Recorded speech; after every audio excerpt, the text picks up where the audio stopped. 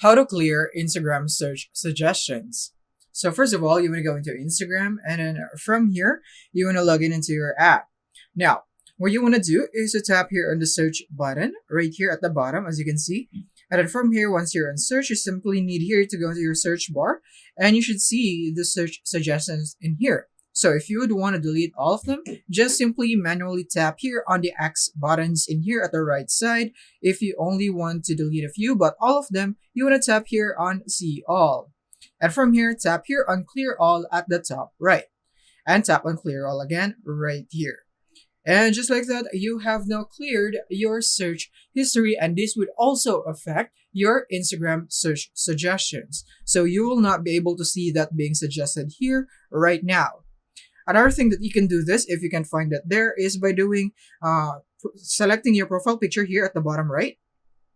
Tap on the three horizontal bars on the top right, and then go here into your activity.